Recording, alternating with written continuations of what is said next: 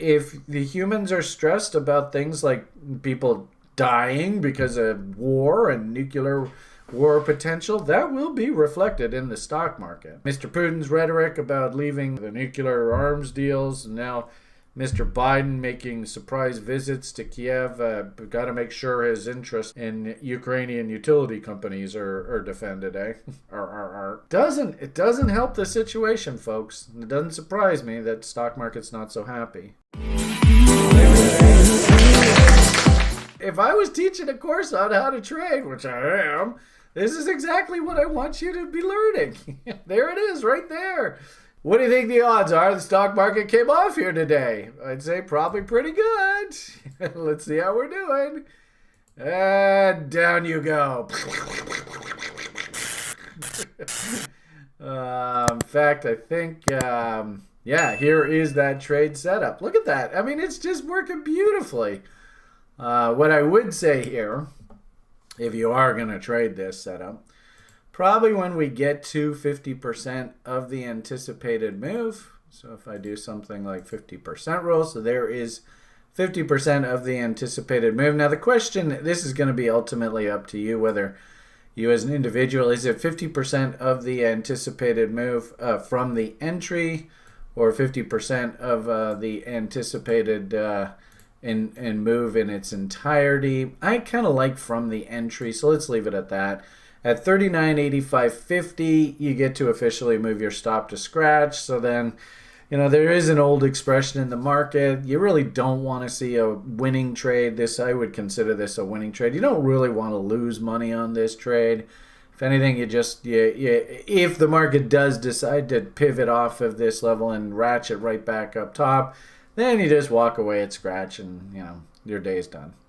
Point here is there's no reason to step in front of this right now. Look at that, minus 68.75, 1.25. Well, that's actually not even that big of a move. I mean, this is how scary these numbers are these days, that a 570 point drop in the Dow Jones Industrial doesn't even represent 2% move. And I think I've told you guys before, this is another handy thing to remember. Just keep in your tool belt. The big boys, they don't even really consider this a move of any significance until we see at least a 2 to 3% move in the actual asset price. So at 1.7%, we actually really haven't even got going on the sell-off yet. If you see this down, and I guess now what would 2% be? Probably the better part of 100 points on the ES. You know, if the Dow was down, I guess, maybe about 700, 800 points, then we'd start paying attention, saying, hey, you know what? This move's got some legs. You probably weren't even alive during these days, but I grew up in L.A., and they still had things like duck and cover drills. Oh, we're going to nuclear war with the Ruskies any day.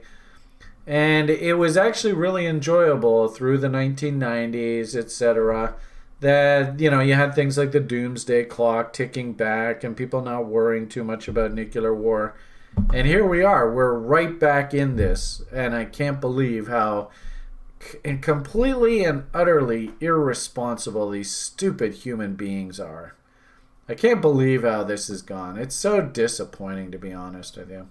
So it doesn't surprise me that the sentiment, keep in mind, the stock market technically is kind of like the ultimate leading indicator for society.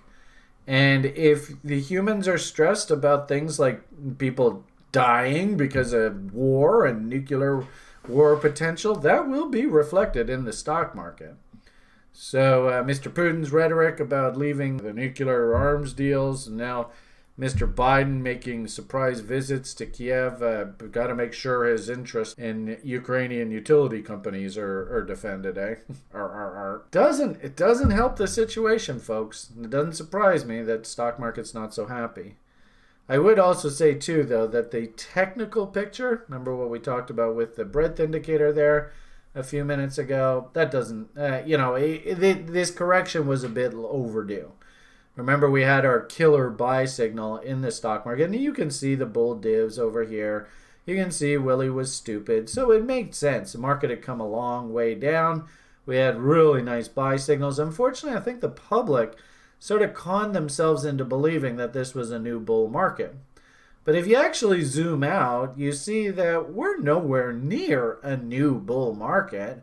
We haven't even really gone up and even tested the highs from last summer when I was in Portugal.